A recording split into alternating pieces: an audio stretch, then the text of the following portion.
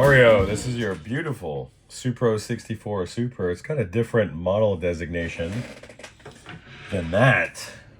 If you're looking at the thing on the back, it's saying it's a 1606J 64 Super. You were saying that this is the most recorded amp in your studio in downtown Los Angeles. And I could see why. Very cool amp. You were saying it's like a one-to-one direct copy of one of Jimi Page's favorite amps, even down to the speaker, where one of the state universities here in America had actually scanned it with a laser, and I guess the company had commissioned Jensen to make a copy of it. So very interesting. So the original 6v6 EH has weak output, as you might have surmised. Having played the amp vertically, rather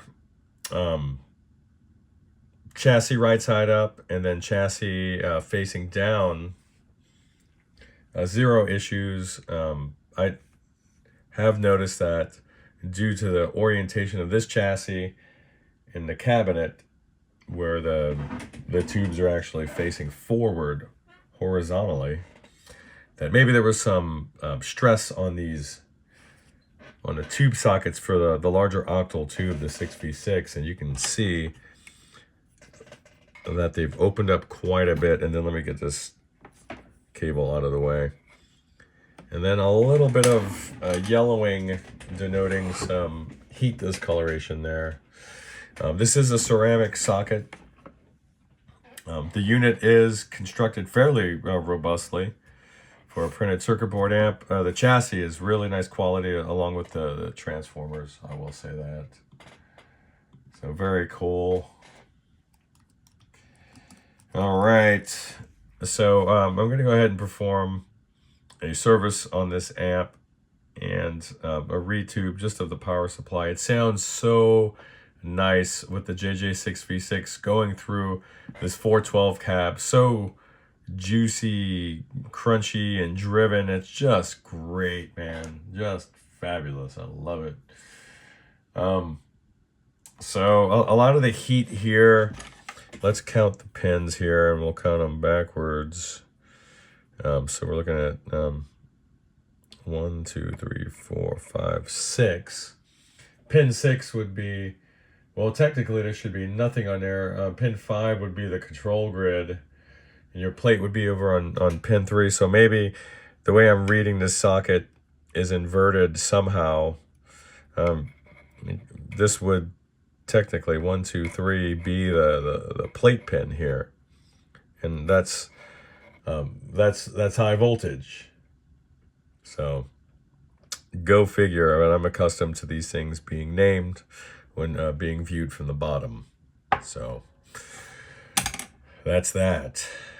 Let me get this going. I'll see if I can remove this coloration. Make sure that it's not becoming conductive. It doesn't look like it is. It just looks like some heat damage. So maybe you had some arcing there because the leaves of the socket there are opened up quite a bit, so there might have been some arcing over to the pin, creating a bit more thermal stress on that socket. Who can say? When I'm looking at the pins of the tubes of the tube itself, I'm not seeing any evidence of that. So it just is what it is. So update soon. Bye. All right, Mario, I'm going to play the same old tired riff here because that's all I can do with this finger. It's going to go through the 412 cab here in the shop, and then I'm going to move over to your cab for a final test. I'm going to inspect the cabinet. As a matter of fact, I haven't done that yet, but we want to rule out all possibilities for faults, especially being in a recording environment. So just everything's been clean. Your tube sockets have been decontaminated and retensioned, except for the 12AX7, which did not require retensioning. Your jacks have been cleaned. Switches have been cleaned. It's just been in remarkable condition, just really requiring a bit of dusting. aside from the tube change. And she biased right up, as you would expect from a cathode biased amp. A little bit cooler than the former 6v6 that was in there, the EH. So nice. And it sounds so juicy. I love it. You'll see in a second. The EH12AX7, I would leave that in there. I find for my ear that the EH tubes have a bit of a grainy tone to them that really, being pushed into a tube that breaks up as smoothly as your run-of-the-mill 6L6 or 6V6 does, I think it just complements it. It's a great choice for that tube. So nice and smooth, no noise there. Just a little bit of hiss. Roll that up.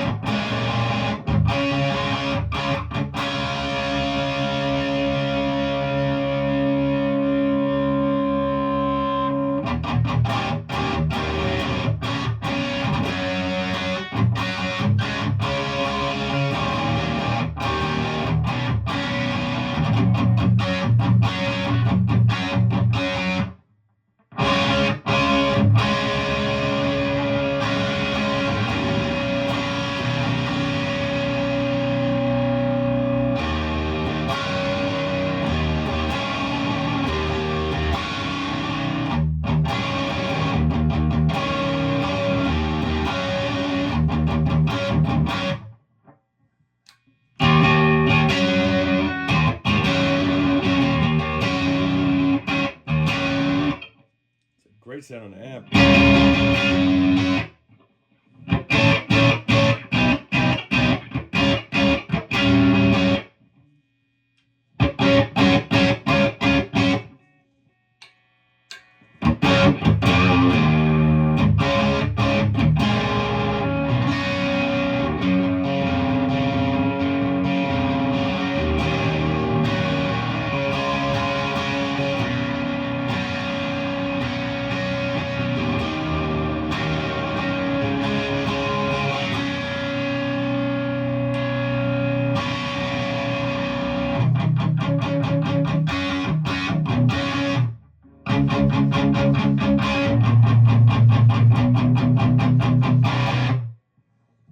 Lovely. Oh man, what a great sounding amp. It's everything that I love about even some of the lower end amps like the Pro Junior and the PV Classic 20. So that EH12AX7 gives it just enough harshness to have a nice crisp top end on an amp that doesn't have a tone control. So very cool. Let me go ahead and inspect your cabinet. Upon a first glance, I was actually kind of impressed the way they the way they ran a very high quality speaker cable over to the terminals, and they used a bit of heat shrink, if I'm not mistaken, on these spade connectors. A spade connector is typically a no-no, but we're going to look at those and rule those out anyway. Bye. All right, Mario, let's get in there.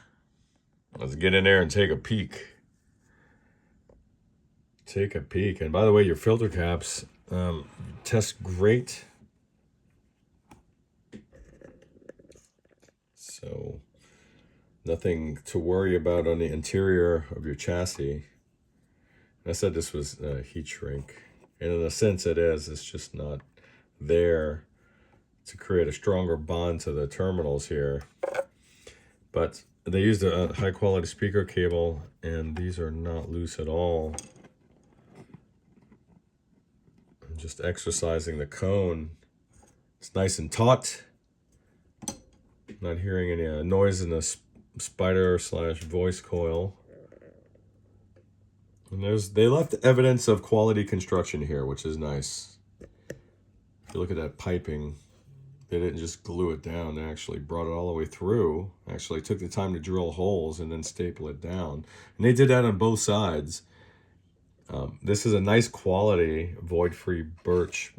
Looks like 5/8 inch ply here, at least on the cleats. I can't really, yeah, on the cleat material it looks like that. Nice paint job in there. No MDF there to be found. I like it, man. Very nice. Pretty decent cabinetry there. I like it. Certainly better than the Silverface era construction for Fender amps. You have a couple little lifted areas on a Tolex on that rear cover on that panel I can take care of for you.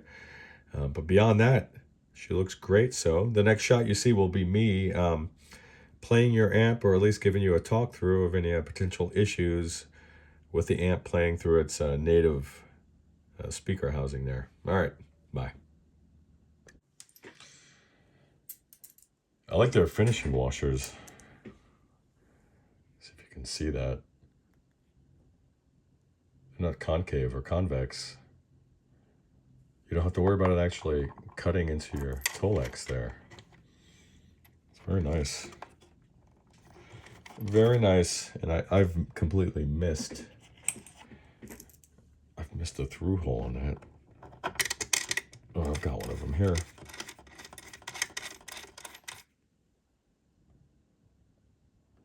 I don't know if that paused for you guys. Did for me. Okay, so I'll just rotate the chassis back a bit. There we go. And she falls into place. And for this, I am using a Manuel Phillips head there, driver.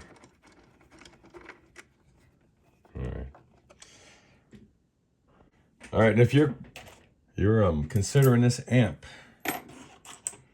if you're looking at it, and maybe you should, because they're nice. Let's just be honest, they're nice amps. If you're looking at this amp, then I'll show you what you're up against. If you're not too hot and heavy on the existing driver or speaker in there, I'll show you what you're up against if you want to do an upgrade, and then you'll see the limitations more plainly. You're just not going to see it with the panel on, or even from this angle. So, there we go. You're just not going to see it.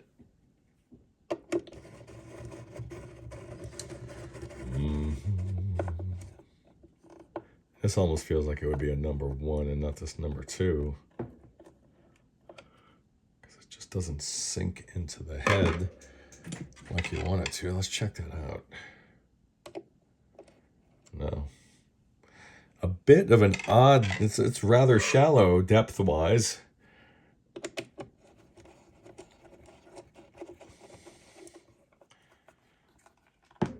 It's rather shallow. So you want to really be careful when you're loosening or tightening these. You don't strip that out. I'm sure this doesn't highlight the point I was trying to make prior. What a nice chassis.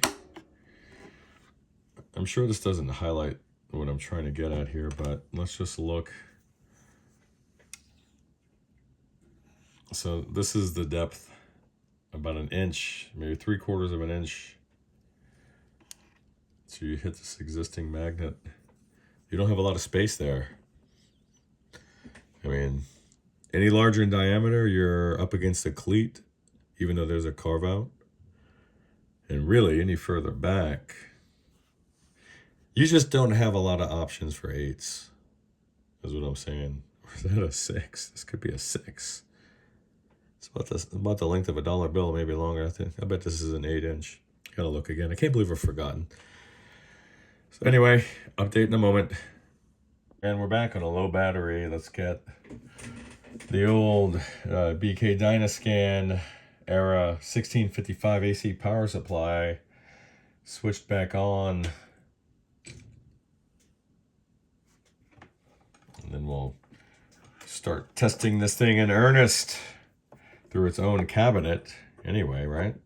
Don't we want to do that? Yeah, we do. So she's gonna warm up. Let's get the volume down, and then I'll get a less offensive shot. All right, I'm a little out of tune. That's all right. She's now through her native cab. Just turn up to 10.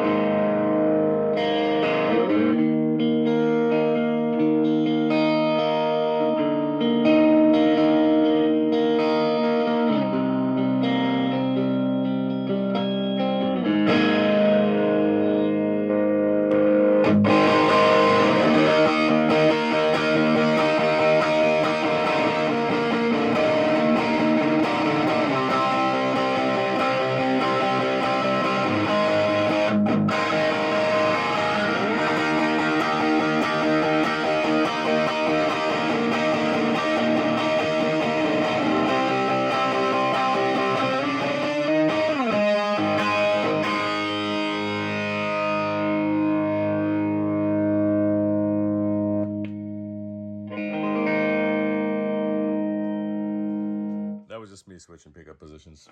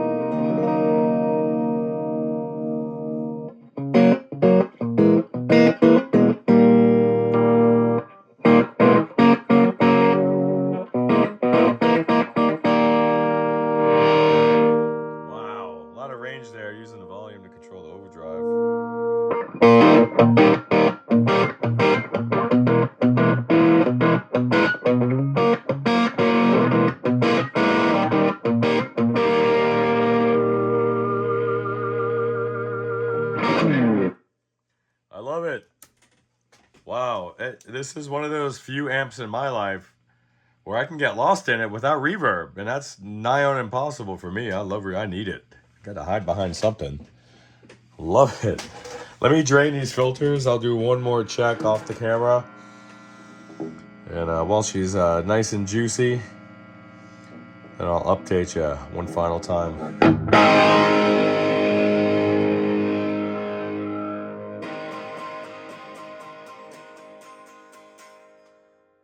And if you want to drain your filter caps, that's not the perfect way to do it, but that is a less ideal way to do it. Just with the amp on full tilt and your loudest humbucker,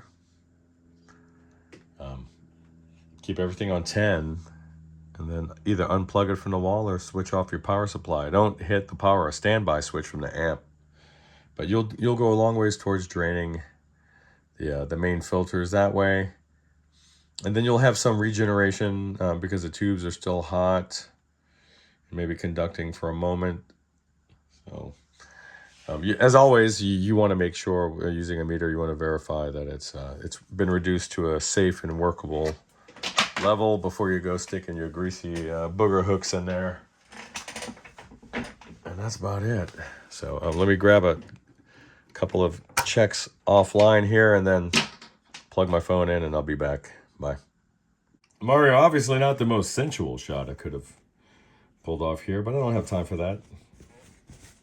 And maybe it's getting creepy. So you only have 2 spots on the Tolex that require a little bit of attention. So I've cleaned it with isopropyl alcohol. I use 99% on both surfaces. I'll go ahead and move her down and we'll wipe away the excess adhesive. And then tomorrow I can go ahead and remove this tape for you, or if you decide to come back today, you can just remember, I'll remind you. Just remember, remove that tape at some point. Or not. So I guess it's more rock and roll if you don't. I want to say thank you. And by the way, before I forget, and I'm a little under the weather. I don't think I would change anything about this amp. Even the little speaker. I don't even think I would change the speaker in this. It's just perfect like it is. Love it. And you know what? If you want a bigger sound, run it through a speaker cab. It's head size anyway. It's the size of a head. Just disconnect the internal speaker and run it out to an 8 ohm load and you're in business. What cabinet doesn't allow you to select 8 ohms anyway these days? So, wow. But let me tell you, through a closed back 412, it's just immense. But at the same time, you know, if you're engineering and you're going to be high passing stuff, why even bother with a larger cab? I mean, this thing is like perfect mid-range without the sub frequencies making everything muddy. I like it. All right. I can see why you fancy this thing as a recording amp. All right. So final thoughts. Maybe I conflated Jimmy Page for Joe Perry from Aerosmith, and I think that's what I did. So forgive me, Mario. You're a much better historian than I am. Now you know why the company is called Forgotten Gear Restorations. So isn't it funny, or is it fate, that you end up with the last of my cool-looking cable ties or wire wraps? And look, is this not the perfect color for this little guy? Yes, it is. That's the answer.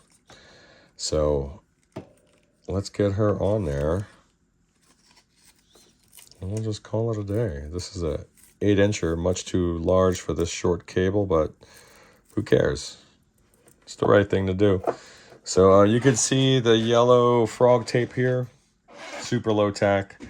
Its only purpose in life right now is just to, remind us that there's a little bit of a Tolex repair that is curing. And then in the morning, you or I can go ahead and get that sucker off of there, get those little guys off. And here is your faulty and worn out EH6V6. She did her job. But let me tell you something. You don't even know, or you've forgotten how good this little guy can sound. And I'm pretty excited for you to have her back in the studio. And I know that your clients will be super pumped to have her back as well. Forgot to do this. I can't believe it.